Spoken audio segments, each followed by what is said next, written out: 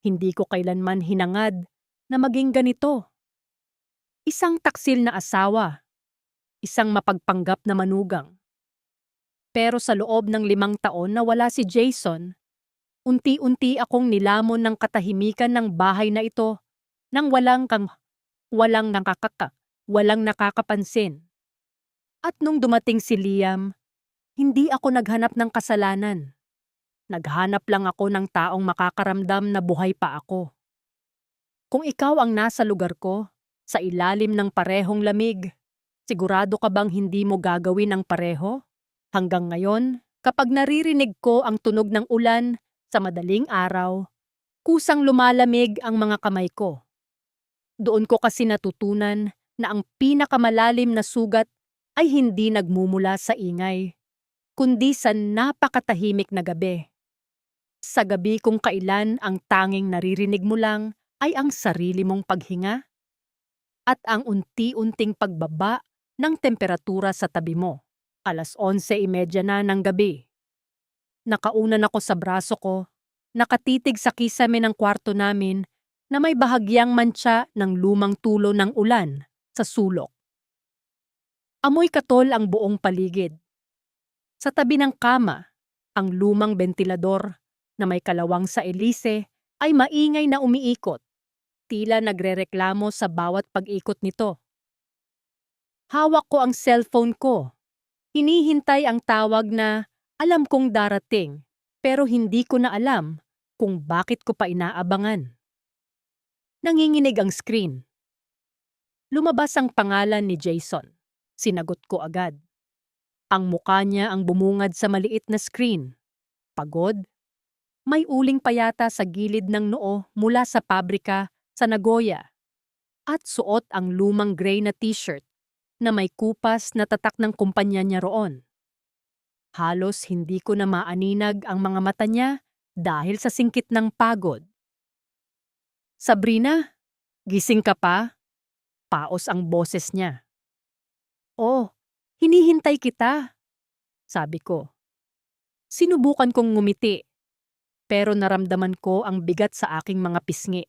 Katatapos lang ng shift ko. Nag-overtime ako ng 3 oras ngayon. May dagdag din sa ipapadala ko sa susunod na linggo. Kamusta ang bata? Si Mama? Iyan lang. Palaging ganyan. Parang may sinusunod kaming script na kaming dalawa lang ang nakakaalam.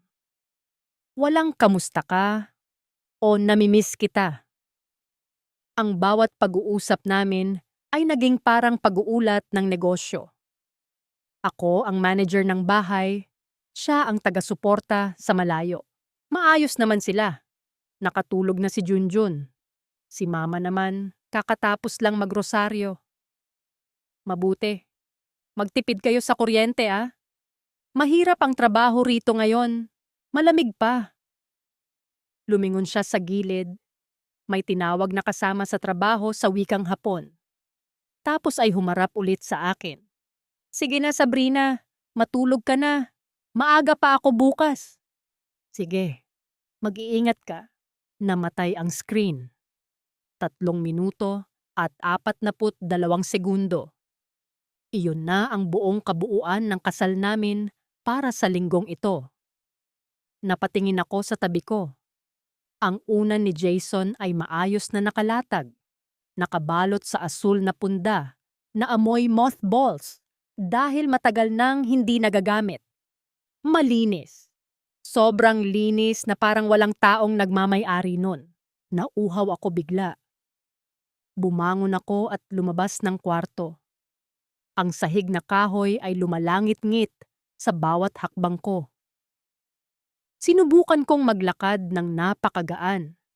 Pero sa bahay na ito, parang bawat sulok ay gustong magsumbong. Pagbaba ko sa kusina, hindi ko binuksan ang ilaw. Sapat na ang liwanag mula sa poste sa labas na dumadaan sa lumang screen ng bintana. Pero bago pa ako makarating sa dispenser ng tubig, napansin ko ang isang anino sa hapagkainan.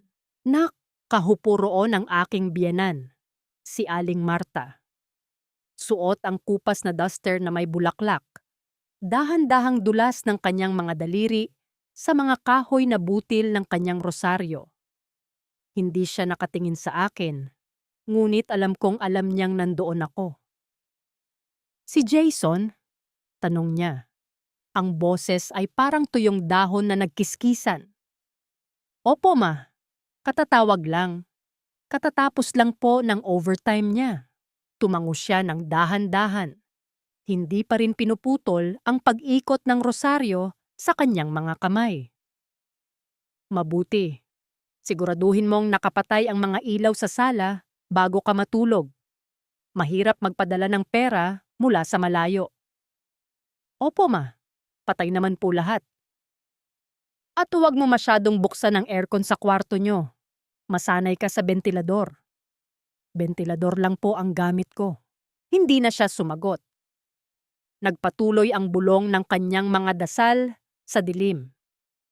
Pakiramdam ko, bawat butil ng rosaryo na hinahawakan niya ay isang kasalanan ko na binibilang niya ng maaga kahit wala pa akong ginagawa. Ang presensya niya ay parang pader na unti-unting sumisikip sa dibdib ko araw-araw. Bumalik ako sa kwarto. Nadala ang basong tubig na lasang gripo. Nahiga ako. Niyakap ang sarili ko at ipinikit ang aking mga mata. Ngunit bago pa man ako tuluyang makatulog, naramdaman ko ang pagyanig ng unan ko. Isang mahinang vibration mula sa cellphone ko. Sa dilim, ang asul na liwanag ng screen ay tumama sa mukha ko. Isang notification mula sa Viber. Mula kay Liam. Gising ka pa? Nakita ko yung post ni Jason sa Facebook kanina. Mukhang subsob na naman sa trabaho ang lolo mo. Ayos ka lang ba? Si Liam. Ang matalik na kaibigan ni Jason mula noong kolehiyo. At ang lalaking, bago naging asawa ko si Jason, ay siyang unang nakakalam kung paano ko gusto ang kape ko sa umaga. Nanuyo ang lalamunan ko. Tumingin ako sa pinto ng kwarto ko. Tila ba may makakakita sa akin sa dilim? Alam kong hindi ko dapat sagutin. Alam kong dapat ko nang burahin ang mensaheng iyon at patayin ang telepono ko.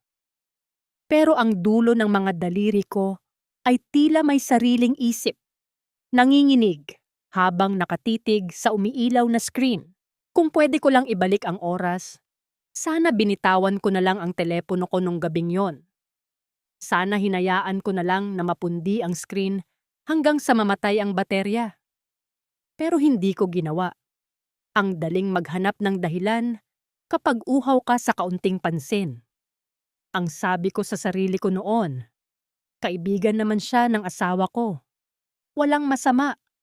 Isang maikling usapan lang para naman may makausap na iba. Pero ang isang maikling usapan ay naging dalawa. Hanggang sa naging gawin na namin ang magpalitan ng mensahe tuwing natutulog na si Aling Marta at si Junjun. Sa umaga, kapag nagluluto ako ng almusal, nahuhuli ko ang sarili kong nakangiti habang nakatitig sa kawali. Isang ngiti na matagal nang nawala sa mukha ko. May kakaibang kaba na nakahalo sa excitement, parang batang may tinatagong candy sa bulsa. Kinabukasan, hapon, dumating siya sa bahay. Tirik ang araw at walang kaunting hangin. Yung klase ng init sa probinsya na nanunuot sa balat kahit nasa loob ka ng bahay. May dala siyang maliit na kahon. Isang padala raw mula sa katrabaho ni Jason sa Japan na kamakailan lang umuwi. Pinapahatid ni Jason Sab. Sabi niya nang buksan ko ang pinto. Nakapolo siyang asul na may maliit na mantsa ng grasa sa kanang manggas. Marahil galing sa talyer na pinagtatrabahuhan niya bilang mekaniko. Nang lumapit siya para iabot ang kahon, pumasok sa ilong ko ang amoy niya. Amoy ng bagong labang damit na may hinalang usok ng murang sigarilyo. Napansin ko ang hinlalaki niya habang hawak ang kahon. May maliit at lumang hiwa sa tabi ng kuko na magaspang tingnan. Sino yan, Sabrina? Mula sa sala. Narinig ko ang yabag ng tsinelas ni Aling Marta. Lumabas siya mula sa dilim ng pasilyo, nakasukbit sa braso ang kanyang lumang pamaypay na gawa sa anahaw. Ang kanyang mga mata, na palaging tila naghahanap ng dumi sa sahig, ay dahan-dahang lumipat mula sa sapatos ni Liam patungo sa mukha ko. Si Liam po, ma? May inihatid lang na padala galing kay Jason. Sagot ko. Pilit na pinatitigas ang boses ko para hindi mautal. Yumuko si Liam, magalang na bumati. Magandang hapon po, Tita Marta. Tumango lang si Aling Marta, walang ngiti. Salamat. Malaki ba yan? Akala ko ba sa susunod na buwan pa ang balikbayan box ni Jason? Hindi po, maliit lang po ito. Mga gamot po yata at kaunting pasalubong na ipinasabay lang. Paliwanag ni Liam. Tumingala si Liam sa kisame ng porch namin. Napansin niya ang bumbilya na nakasabit doon. May itim na mantsa sa loob ng salamin. Sab, nabanggit nga pala sa akin ni Jason nung isang araw na pundi raw tong ilaw niyo sa labas. May dala akong bago rito sa motor ko. Palitan ko na habang maliwanag pa. Napatitig ako sa kanya.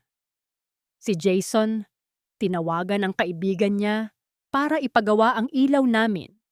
Pero hindi man lang niya nabanggit sa akin nung tumawag siya kagabi.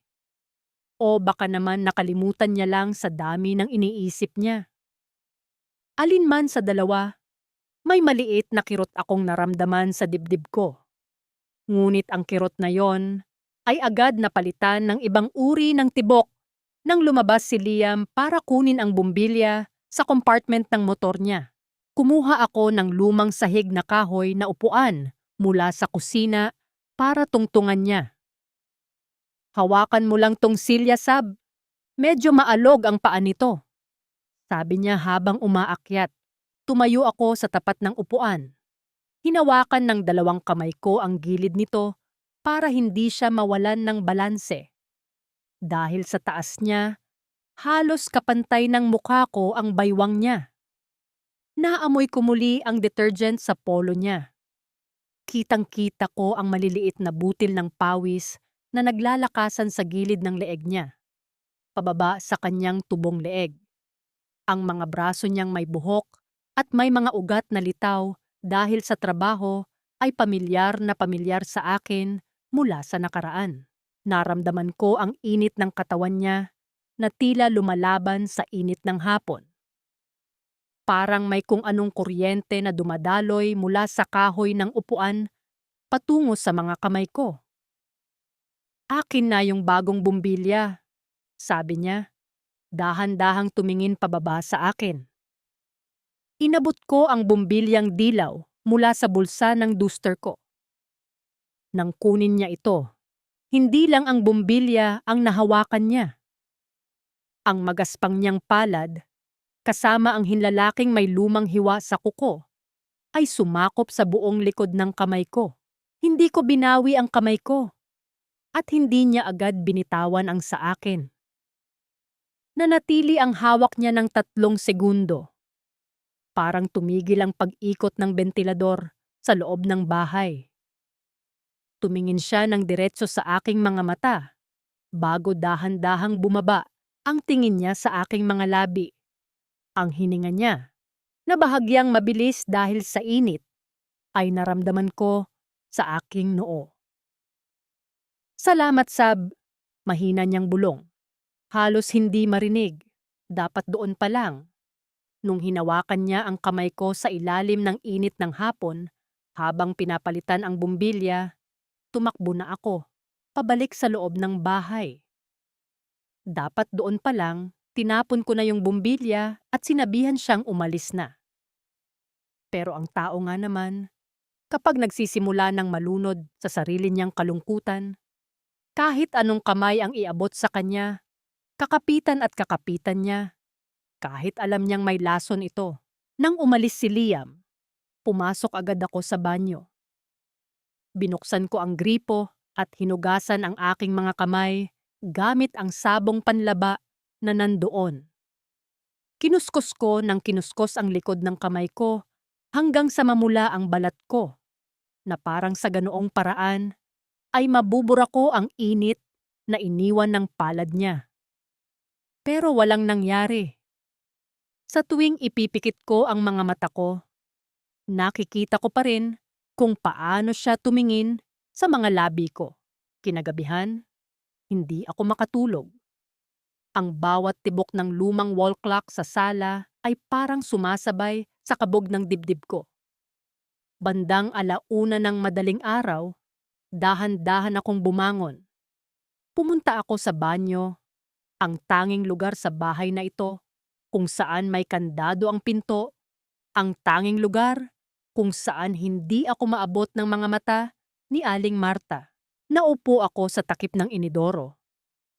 Malamig ang mga asul na tiles sa sahig na dumadampi sa aking mga paa. Amoy chlorine at lumang sabon ang paligid. May tumutulong tubig mula sa gripo na kahit anong higpit ko ng pikit ay hindi ko maayos. Tuk, tuk, tuk. Kinuha ko ang cellphone ko sa bulsa ng duster. Binuksan ko ang Viber. May mensahe si Liam. 10 minuto pa lang ang nakakalipas. Galit ba si Tita Marta sa akin kanina? Parang iba ang tingin niya. Huminga ako ng malalim bago nag-type. Hindi naman. Ganun lang talaga siya simula nung umalis si Jason. Palaging mainitin ang ulo. Hindi pa lumilipas ang 1 minuto. Nakita ko na ang 3 tuldok na gumagalaw. Nag-aabang siya. Mabuti naman. Akala ko kasi napansin niya. Ang alin? Tanong ko. Kahit alam ko naman ang sagot. Kung paano kita tingnan. Sab, totoo. Namiss kita ng husto. Kahit saglit lang kanina, parang bumalik ako sa dati. Nung tayo pa, nanlamig ang dulo ng mga daliri ko habang binabasa ang huling linya. Nung kami pa. 5 taon na ang nakalipas bago ako nagpakasal kay Jason. Si Liam ang may hawak ng puso ko. Pero dahil sa isang gulo sa pamilya niya, nawala siya. At dumating si Jason na handang magbigay sa akin ng maayos na buhay. Pinili ko si Jason dahil akala ko iyon ang tama, iyon ang ligtas. Ngayon, ang ligtas na buhay na yon ay parang isang malamig na kuweba. At si Liam ang apoy na muling nagpapainit sa akin. Bigla akong nakarinig ng kaluskos sa labas ng banyo. Kaladkad, kaladkad. Ang tunog ng tsinelas ni Aling Marta sa sahig na kahoy. Parang lalabas ang puso ko sa dibdib ko, sa takot. Mabilis kong pinatay ang screen ng cellphone at isiniksik ito sa ilalim ng basahan sa tabi ng inidoro. Pinigilan ko ang aking paghinga. Huminto ang mga yapak sa tapat mismo ng pinto ng banyo. Sabrina? Ang boses ni Aling Marta. Mahina, ngunit matalim sa katahimikan ng gabi. Gising ka pa ba? Oo po, ma. Pilit kong pinakalma ang boses ko, kahit na nanginginig ang buong katawan ko. Sumasakit lang po ang tiyan ko. Medyo sinisikmura po yata ako. May ilang segundong katahimikan. Walang sumasagot sa kabilang panig ng pinto. Pakiramdam ko ay nakikita niya ako sa pamamagitan ng kahoy na pinto. Huwag mong kalimutang patayin ang ilaw pagkatapos mo. Sa wakas ay sabi niya. Sayang sa kuryente. Huwag mong ugaliing magbabad sa banyo sa ganitong oras. Opo, ma. Lalabas na rin po. Narinig ko muli ang kaladkad ng tsinelas niya palayo. Pabalik sa kanyang kwarto. Napasandal ako sa dingding ng banyo. Hinahabol ang aking hininga na parang galing sa isang mahabang takbo. Basang-basa ng malamig na pawis ang likod ko. Nang masiguro kong ligtas na, dahan-dahan kong kinuha muli ang cellphone sa ilalim ng basahan. May bagong mensahe na naman doon. May isa pa akong maliit na kahon dito na hindi ko na ibigay kanina. Mga pabango at tsokolate na ipinabili ni Jason para sa inyo. Kita tayo bukas sa kanto ng Bypass Road. May tahimik na kapihan doon. Iabot ko lang sa'yo para hindi na makita ng mama mo. Tinitigan ko ang screen. Ang kapihan sa Bypass Road ay malayo sa aming baryo. Walang makakakilala sa amin doon. Alam kong ang pagtango sa paanyayang ito ay nangangahulugang paghakbang sa isang tulay na wala nang balikan. Pinunasan ko ang pawis sa aking noo gamit ang dulo ng duster ko. Pagkatapos, nag-type ako. Sige, anong oras?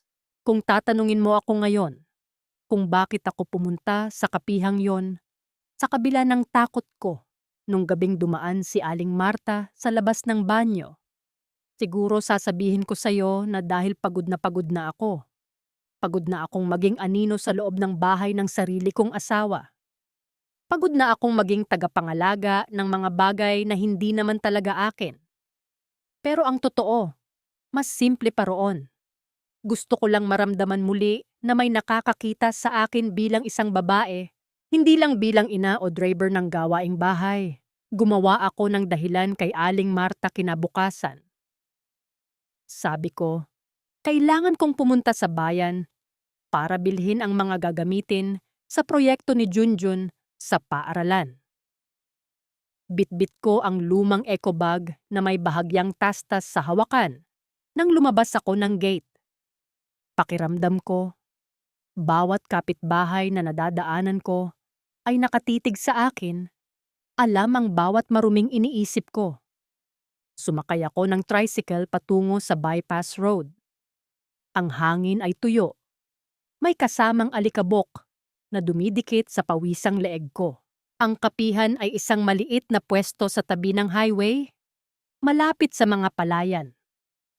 Pagpasok ko, sumalubong sa akin ang ugong ng isang lumang wall air conditioner na maingay ngunit hindi naman kayang palamigin ang buong silid. Umupo ako sa sulok, sa tapat ng isang malagkit na kahoy na lamesa na may mantsa ng bilog mula sa mga basang baso ng mga nakaraang customer. Nandoon na si Liam. Nakapatong sa mesa ang mga susi niya na may lumang keychain ng Honda na may mga gasgas. Mabuti nakarating ka, sabi niya. Dahan-dahang ngumiti. Mabilis lang ako, Liam. Baka magduda si Mama kapag natagalan ako.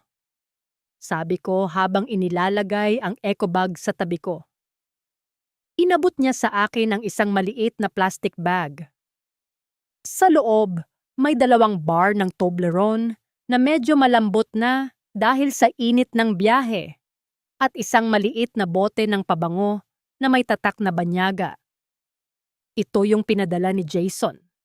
Ipinasabay niya sa kaibigan ko. Tinitigan ko ang bote ng pabango.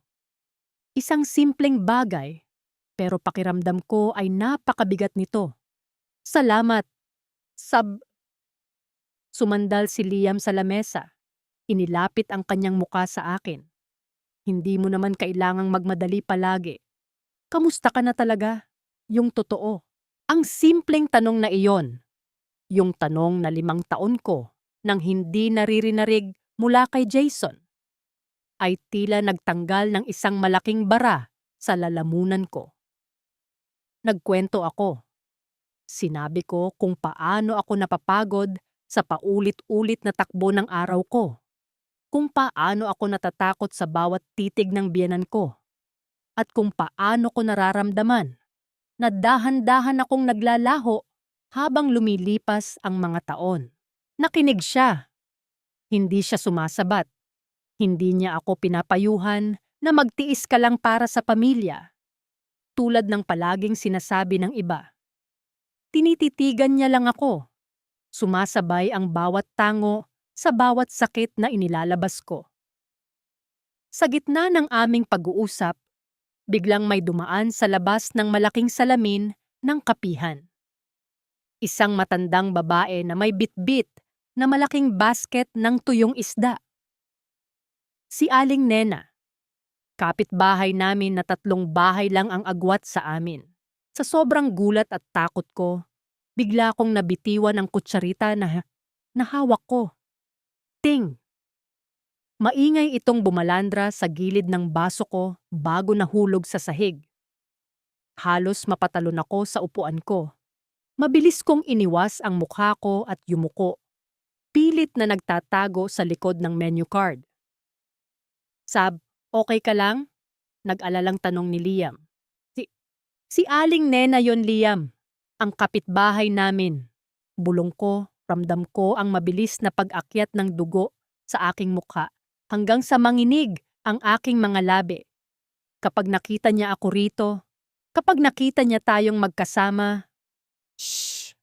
Hindi kanya nakita. Nakatalikod siya, mabilis siyang naglalakad. Pagpapakalma niya. Dahan-dahan siyang yumuko, hindi para kunin ang kutsarita sa sahig, kundi para abutin ang kamay ko na nakapatong sa aking hita sa ilalim ng lamesa. Kinuha niya ang kanang kamay ko.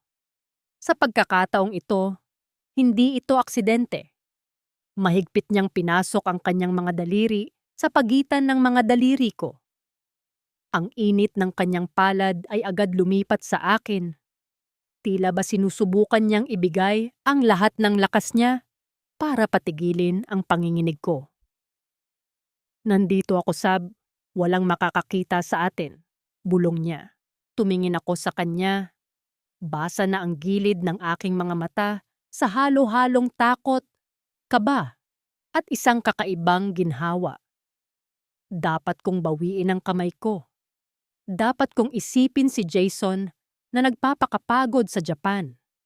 Dapat kong isipin si Junjun. Pero sa ilalim ng lamesang iyon, sa madilim at malamig na sulok na walang nakakakita, dahan-dahang lumuwag ang mga nakakuyom kong daliri. At sa unang pagkakataon, hinayaan ko ang aking sarili na gumanti sa mahigpit niyang hawak. Ang pinakamahirap na bahagi ng pagkakasala ay hindi ang mismong ginagawa mo, kundi ang pagbabalik sa bahay na parang walang nangyari. Ang pagsusuot muli ng maskara ng isang mabuting asawa, ng isang mapagmahal na ina, at ng isang masunuring manugang. Pumasok ako sa gate ng bahay na bitbit ang eco bag ko na walang laman kundi ang maliit na bote ng pabango at tsokolate na nakatago sa pinakailalim ng mga lumang papel. Diretso ako sa kusina para uminom ng tubig, sinusubukang pakalmahin ang bawat ugat sa katawan ko. Doon ko nadatnan si Aling Marta. Naghihiwa siya ng ampalaya sa ibabaw ng kahoy na sangkalan. Ang talim ng kutsilyo ay paulit-ulit na tumatama sa kahoy. Tak! Tak! Tak! Nabili mo ba ang karton para sa proyekto ng anak mo? Tanong niya nang hindi tumitingin sa akin.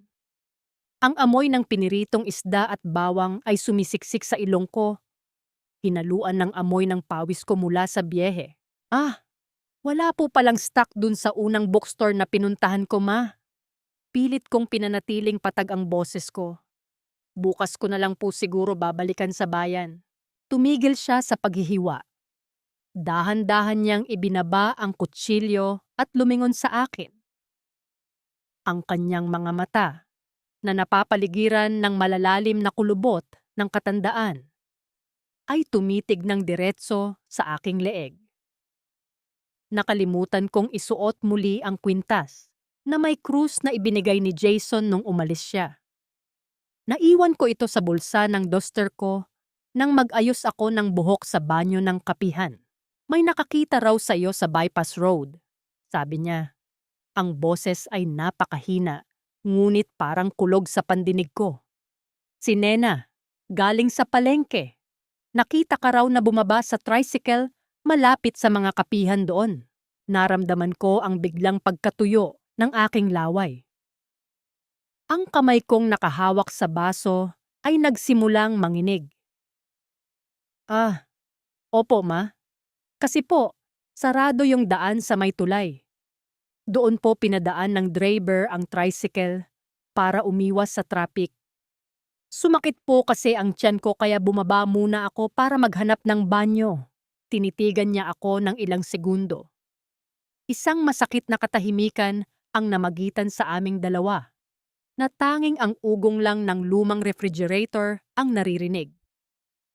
Hindi ko alam kung naniniwala siya o kung binabasa niya ang kasinungalingan sa aking mga mata. "Ganun ba?"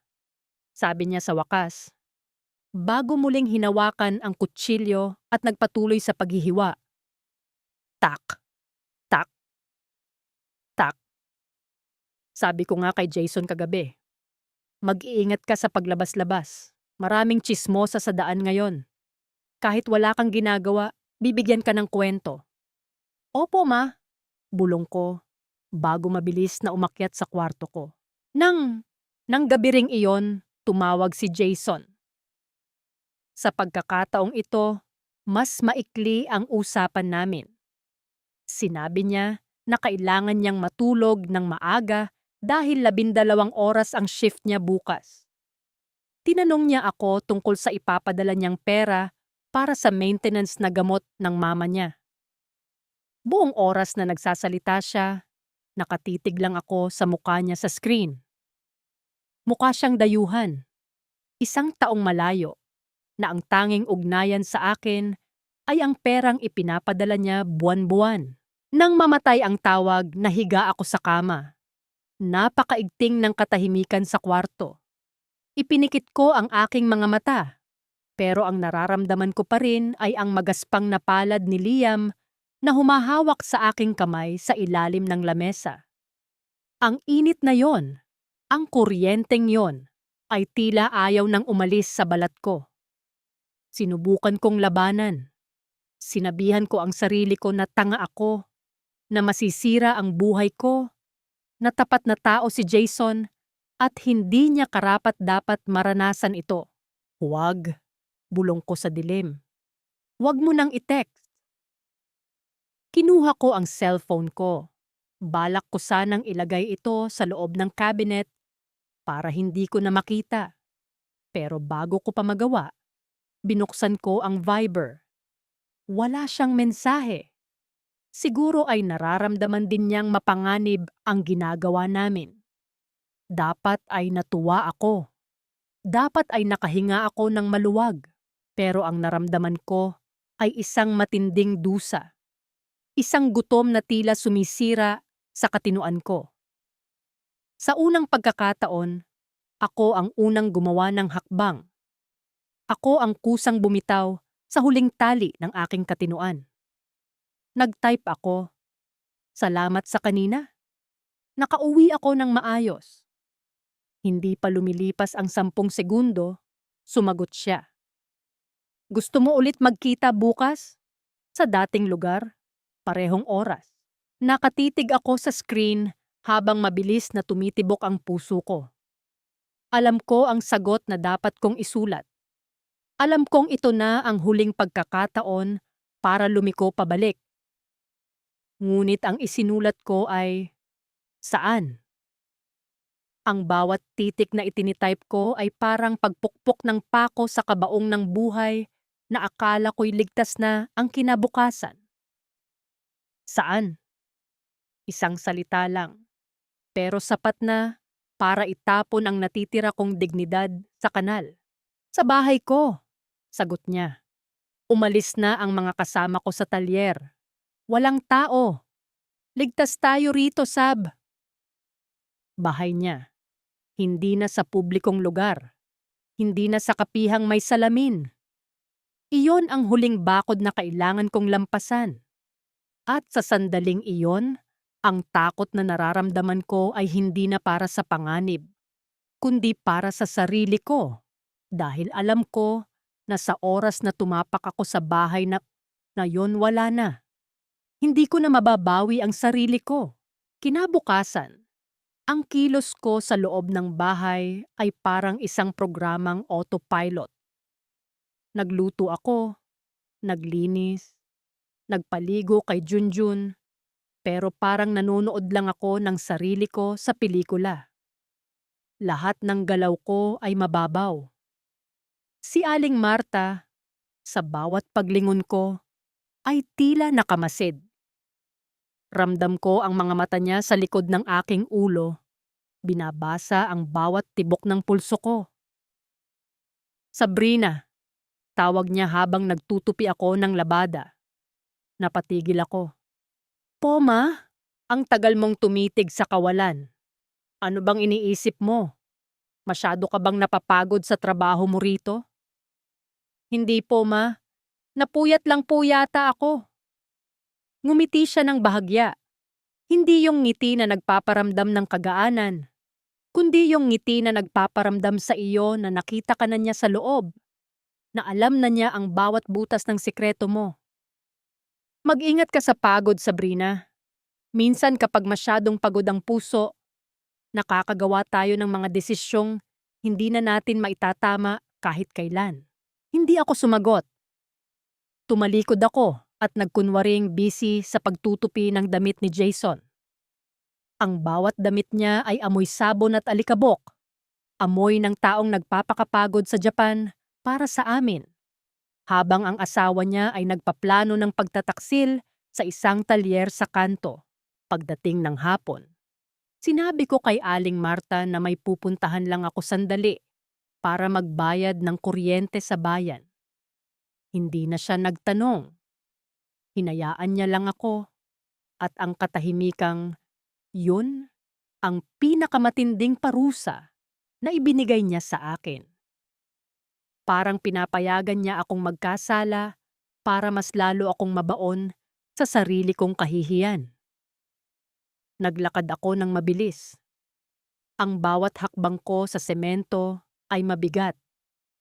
Pagdating ko sa talyer ni Liam, nakabukas ang maliit na pinto sa gilid. Amoy langis, amoy bakal, amoy init. Nang pumasok ako, bumungad sa akin si Liam. Wala siyang suot na polo, nakasando lang siya na may bahid ng grasa sa balikat. Nang makita niya ako, tumigil ang mundo. Hindi siya nagsalita. Nilapitan niya ako at sa isang mabilis na galaw, isinara niya ang pinto at inilak ito. Ang tunog ng trangka ay parang hudyat ng simula ng katapusan. Akala ko hindi ka na darating, bulong niya. Ang boses niya ay malalim, punong-puno ng gutom na matagal na niyang kinikimkim. Dapat hindi ako pumunta, sagot ko. Pero huli na ang lahat. Ang distansya sa pagitan naming dalawa ay naging 0. Hinalikan niya ako. Hindi yung halik na pilit o nag-aalinlangan. Iyon ang halik ng taong matagal nang naghihintay.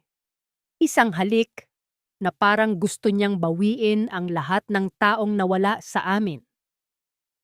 Ang mga kamay niya, na puno ng grasa at sugat mula sa pagtatrabaho, ay humahaplos sa likod ko, nag-iwan ng mantsa sa puti kong damit. Hindi ko ininda. Wala akong pakialam sa dumi. Sa loob ng talyer na yon, sa gitna ng mga pyesa ng motor na nakakalat, nakalimutan ko si Jason. Nakalimutan ko si Junjun. Nakalimutan ko ang pangalan ko. Ang tanging natitira ay ang init ng balat niya sa balat ko. Pero habang nasa gitna kami ng sandaling iyon, biglang tumunog ang cellphone ko sa loob ng bag ko na nakapatong sa workbench. Tunog ng notification. Huminto si Liam. Humihingal. Tumingin ako sa bag ko. Umiilaw ito. Muli at muli. Pinilit kong abutin ang bag at tiningnan ang screen. Mula kay Bienan. Sabrina, nasaan ka? Umuwi ka na. May tumawag mula sa Japan. Si Jason. May masamang balita. Nanginig ang kamay ko. Bumagsak ang cellphone sa sahig. Ang mundo na akala ko'y kontrolado ko ay biglang gumuho sa harap ko. Hindi ako makahinga. Ang amoy ng langis sa paligid ko ay naging amoy ng kamatayan. Ano yon? Tanong ni Liam. Bakas ang kaba sa mukha niya. Tinitigan ko siya. Ang lalaking akala ko ay magliligtas sa akin mula sa kalungkutan. Ang lalaking akala ko ay magpapainit sa akin. Ngayon, mukha siyang estranghero. Si Jason! Bulong ko. Ang boses ko ay halos hindi lumalabas. May nangyari kay Jason. Ang cellphone ko na nakahiga sa maalikabok na sahig ng talyer ay patuloy na nanginginig. Bawat vibrate nito ay parang sipa sa sikmura ko. Gusto kong damputin, pero parang may nakadikit na lead ang mga kamay ko sa sahig. Ano? Sasagutin mo ba? Tanong ni Liam. Bahagya na siyang lumayo sa akin. Ang kanyang mga mata ay hindi na nagniningas sa pagnanasa, kundi sa takot. Alam niya ang ibig sabihin ng mensaheng iyon. Dampot ko ang cellphone. Ang mga daliri ko ay parang yelo na. Bumalik ka na agad. Tumawag ang foreman niya sa Japan. Naaksidente raw si Jason sa factory. Nasa ospital siya ngayon, kritikal. Ang mga salita ay parang kutsilyong humihiwa sa loob ng dibdib ko. Hindi ko alam kung ano ang dapat kong maramdaman. Kritikal.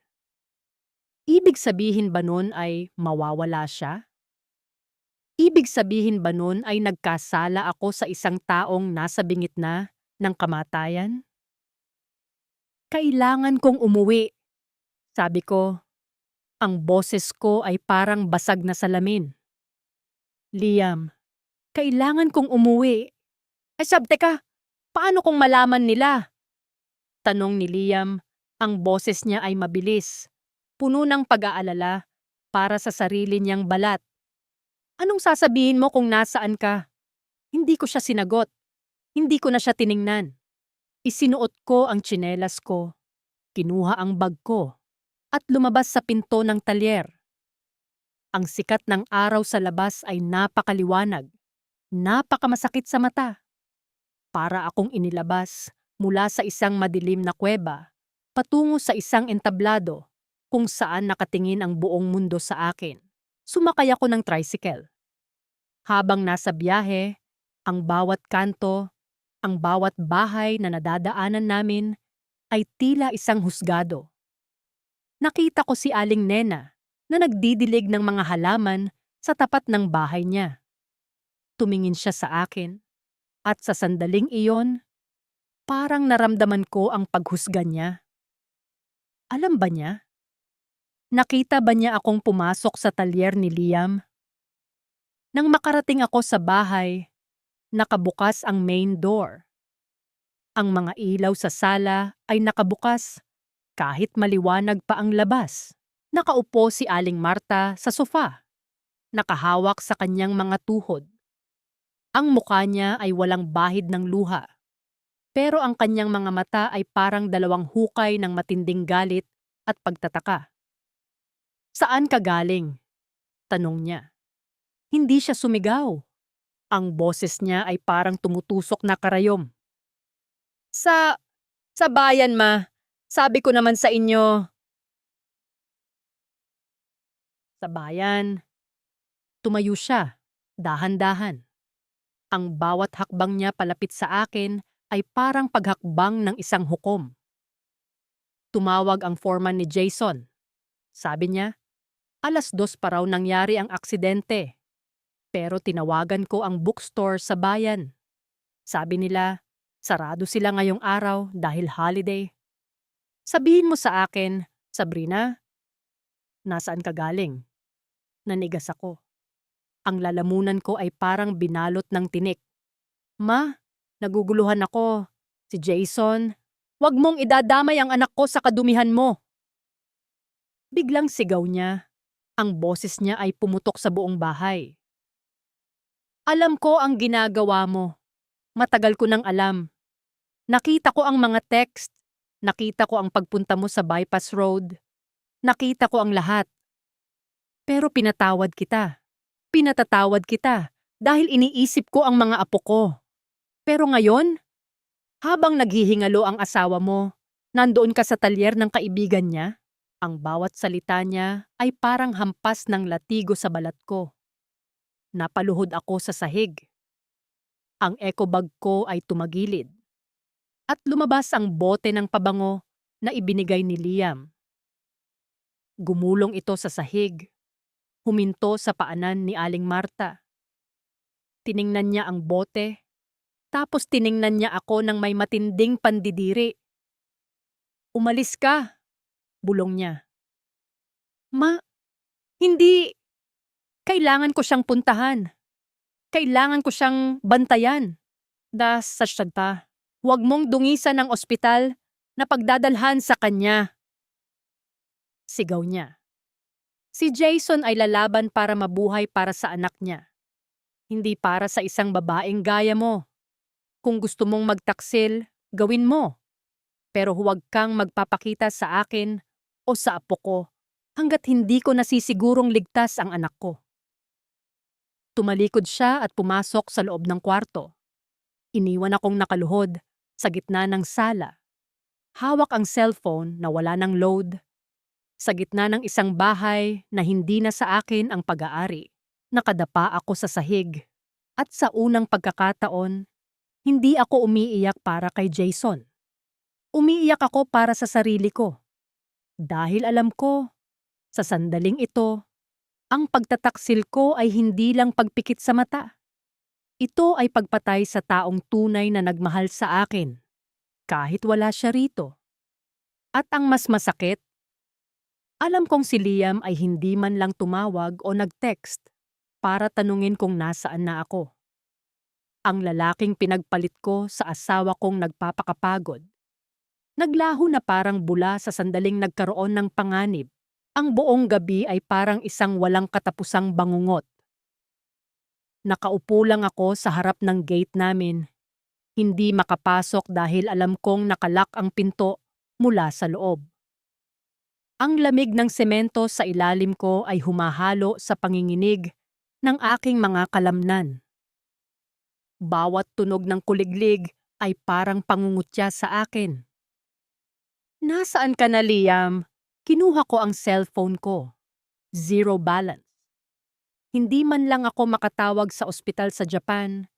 Hindi man lang ako makapag-text para magmakaawa kay Aling Marta na papasukin ako. Ang cellphone na ginamit ko para maghanap ng init ay naging isang walang silbing piraso ng bakal. Madaling araw na nang may humintong motor sa tapat ng bahay. Ang tunog ng makina ay pamilyar. Si Liam. Tumayo ako. May bakas ng pag-asa sa dibdib ko. "Liam, salamat dumating ka. Hindi ako papasukin ni Mama, tulungan mo ako. Hindi ko alam ang gagawin ko kay Jason." Ngunit hindi man lang bumaba si Liam sa motor. Ang ilaw ng kanyang headlight ay nakatutok sa akin. Nakakasilaw. Parang isang investigador na hinuhusgahan ang bawat dumi sa mukha ko. "Sab, ano ba ang ginagawa mo rito?" Boses niya, malamig. Walang bakas ng pagmamahal na naramdaman ko ilang oras lang ang nakalipas. "Anong ibig mong sabihin?" Sinabihan ako ni Mama na alam niya ang lahat. "Kailangan ko ng tulong mo, Liam. Ikaw lang ang meron ako ngayon." Tumawa siya ng mapait. Isang tawa na parang dumura sa lahat ng binuo naming mga pangako. "Tulong? Sa balita ko kritikal si Jason. Kung mabuhay man yun at malaman niya ang nangyari, sa tingin mo ba ligtas ako?" Kaibigan ko siya, Sab. Hindi ko pwedeng hayaang masira ang reputasyon ko dahil lang sa pagkakamaling to. Nanlaki ang mga mata ko. "Pagkakamali?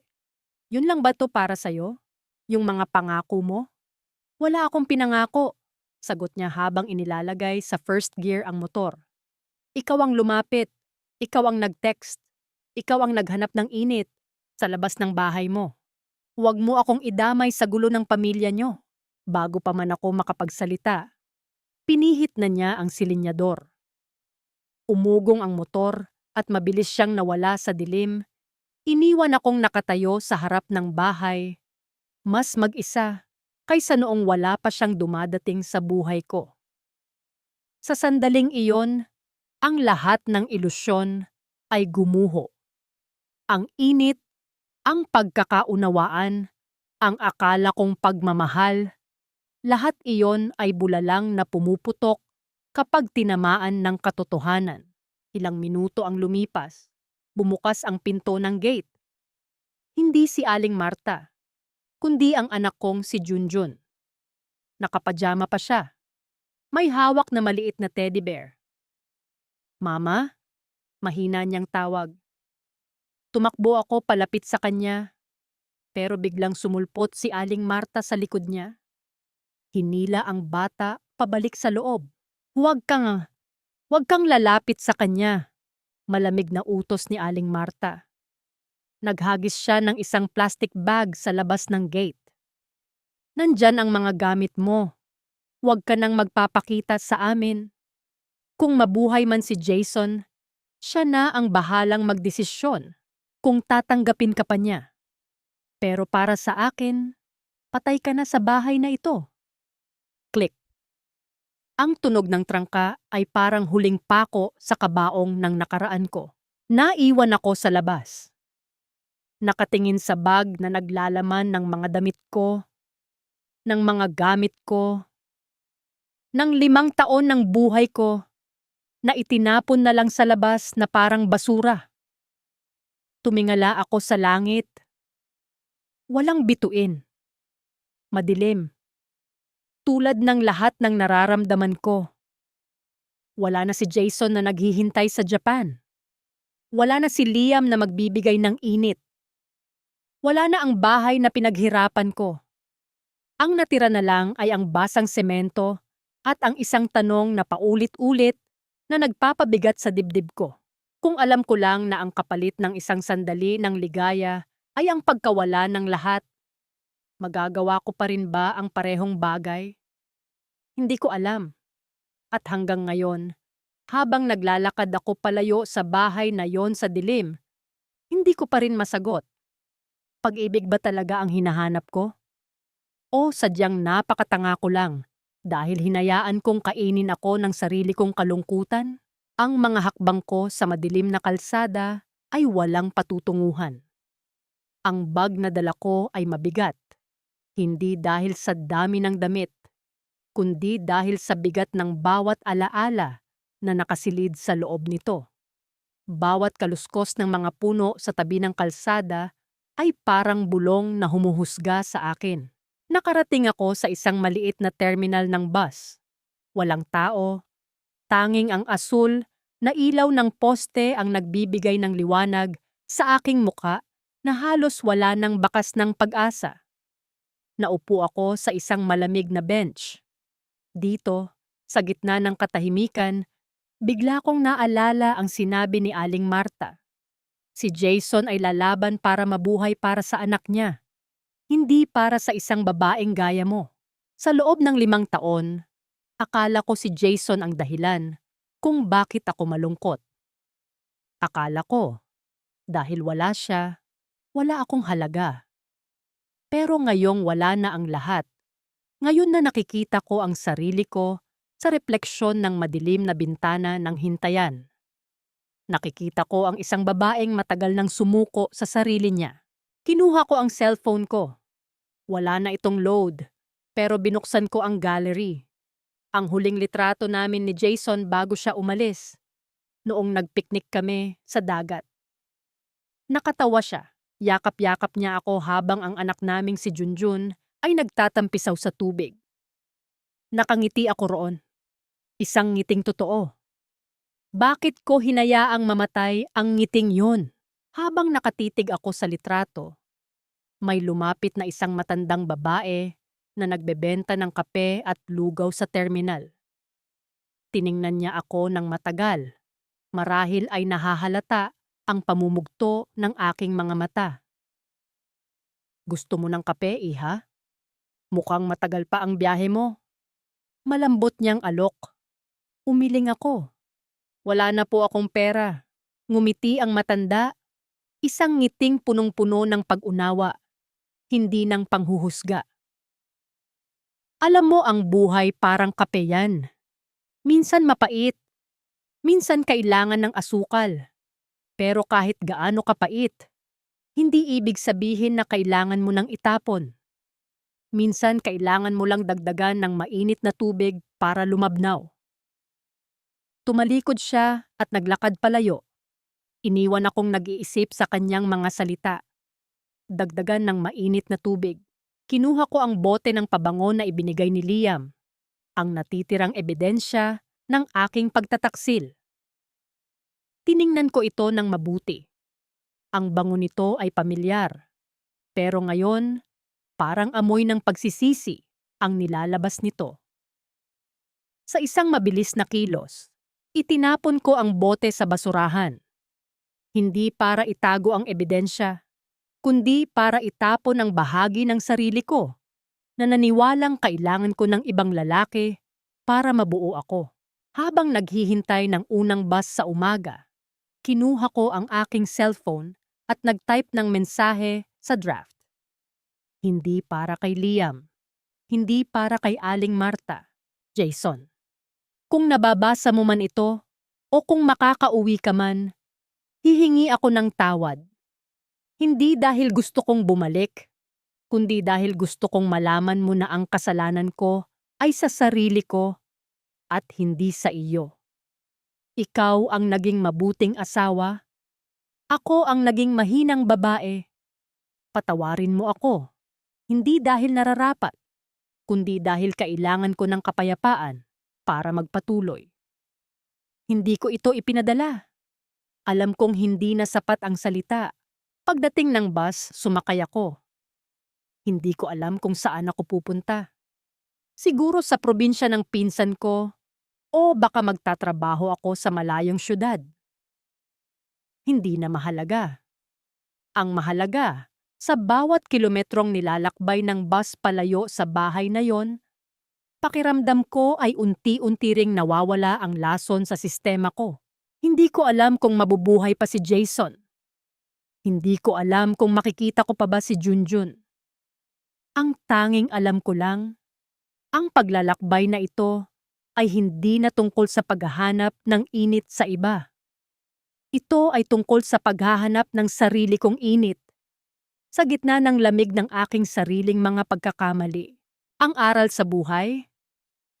Minsan, ang pinakamasakit na pagkamulat ay hindi ang mahuli kang nagtataksil. Ang pinakamasakit ay ang mapagtanto na habang naghahanap ka ng pag-ibig sa maling paraan, ang tanging bagay na nawala sa iyo ay ang respeto sa sarili mo. Ang bagay na hinding-hindi mo na maibabalik kailanman. Nakatitig ako sa labas ng bintana habang sumisikat ang araw. Ang madilim na langit ay nagiging kahel. Magbubukang liwayway na.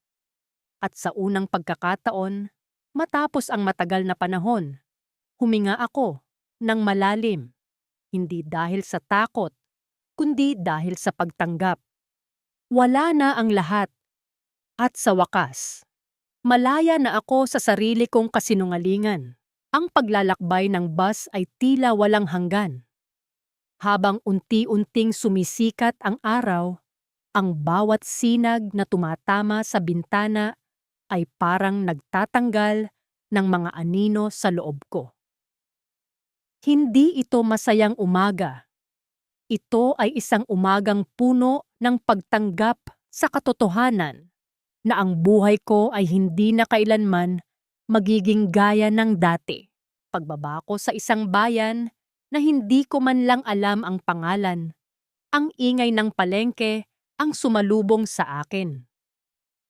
Mga taong nagmamadali, mga tindero na sumisigaw, ang amoy ng sariwang isda at mainit na pandesal. Dati, ang ganitong kapaligiran ay nagpaparamdam sa akin ng pagkabalisa. Ngayon, pakiramdam ko ay isa na lamang akong estranghero na nagmamasid sa mundo na wala nang kinalaman sa akin. Naupo ako sa isang karinderya. Nag-order ako ng kape, yung mura, yung nakakagising ang pait. Habang humihigop, Kinuha ko ang cellphone ko. Tinanggal ko ang SIM card. Pinagmasdan ko ang maliit na piraso ng plastik na iyon sa aking palad. Doon nakatago ang lahat ng mensahe ni Liam.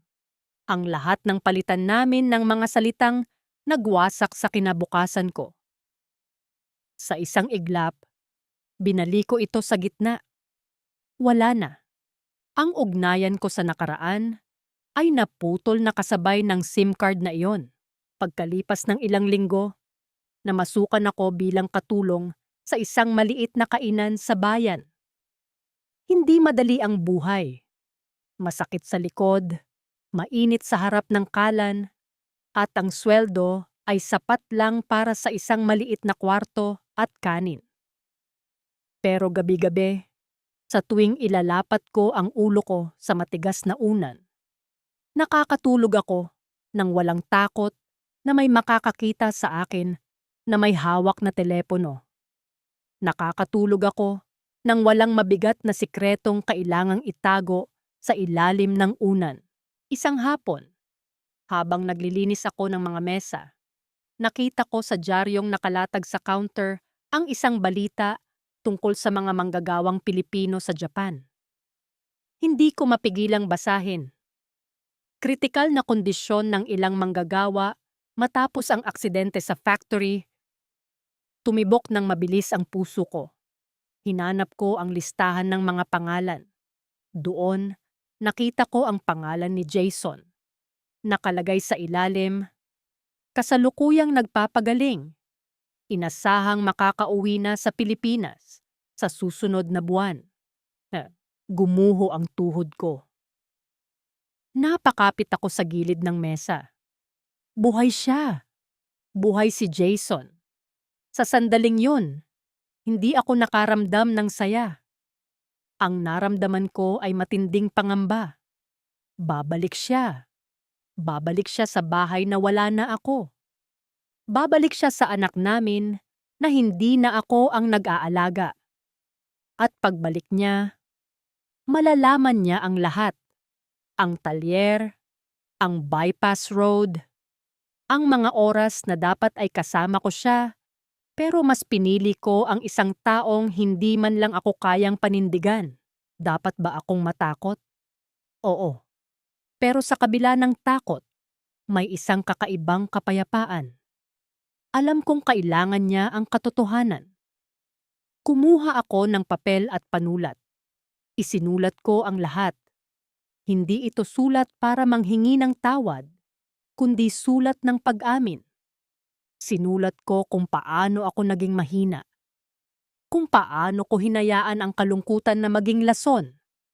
At kung paano ko winasak ang lahat ng binuo namin. Hindi ko nilagay ang address ko. Alam ko na hindi na kami pwedeng magkita. Ang tanging hiling ko lang ay kapag nabasa niya ito, sana ay mabigyan niya ng pagkakataon ang sarili niyang mapatawad ang babaeng minahal niya noon. Dahil ang babaeng yon ay matagal nang wala. Ang babaeng yon ay namatay na sa loob ng talyer na yon. Ipinadala ko ang sulat sa address ng bahay namin. Pagkatapos, tumalikod ako sa post office.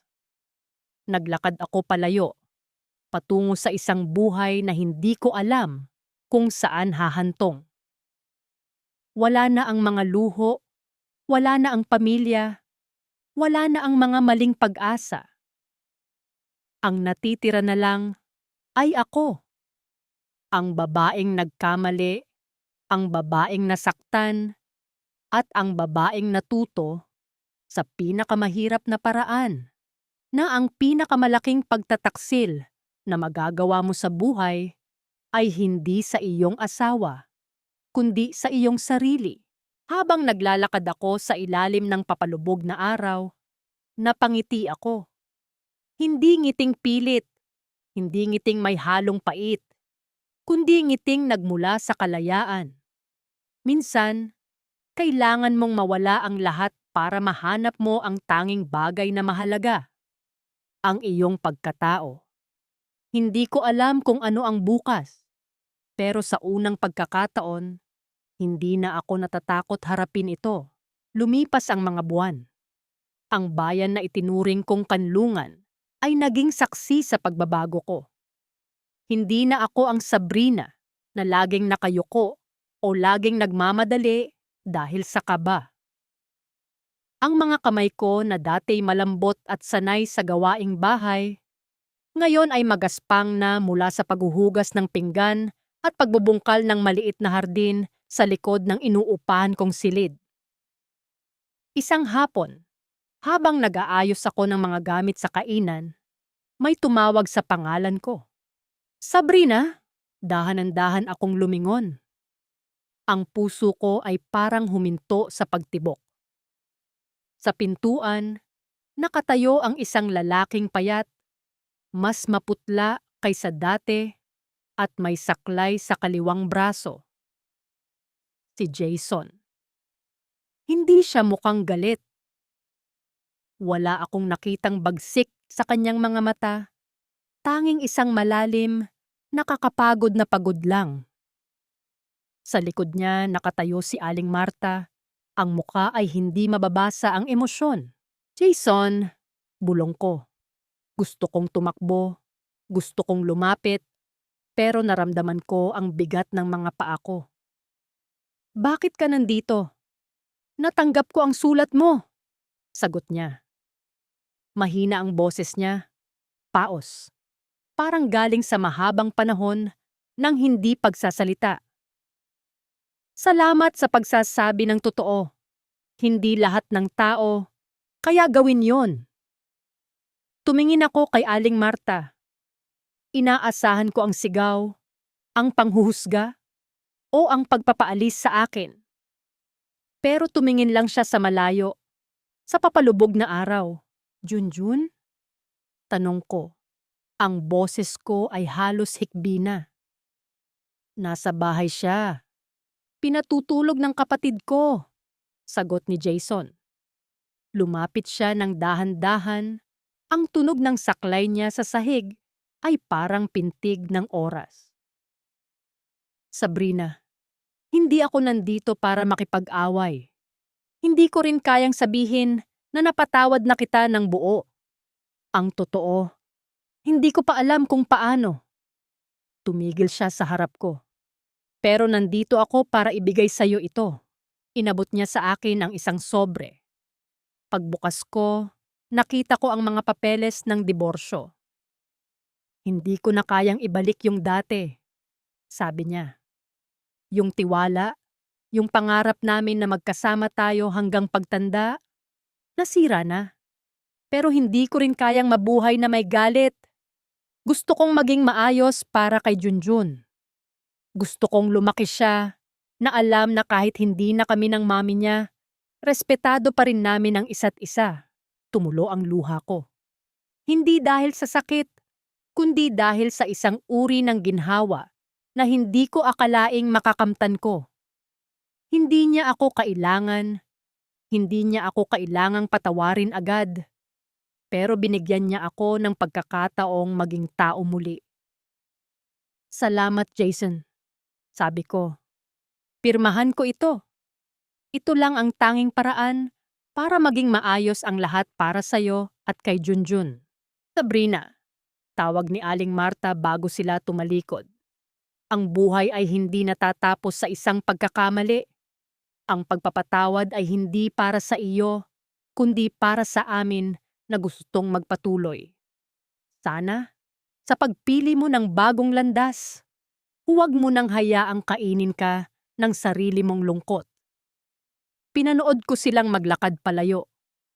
Ang bawat hakbang ni Jason ay patungo sa isang buhay na wala na ako. Nang makaalis na sila, naupo ako sa labas ng kainan. Kinuha ko ang panulat at pinirmahan ang bawat pahina ng papeles. Ang bawat lagda ko ay parang pagpapakawala sa isang nakakulong na ibon. Wala na ang misyon ko na magpanggap na masaya. Wala na ang takot na mabuking. Ang natitira ay isang malinis na papel, isang blangkong pahina. Kinabukasan, lumipat ako ng bayan. Hindi ko na alam kung saan ako pupunta. Pero sa unang pagkakataon, Hindi ako tumatakbo palayo sa takot. Tumatakbo ako patungo sa isang bagay na bago. Habang nakasakay sa bus, kinuha ko ang cellphone ko. Wala ng SIM card.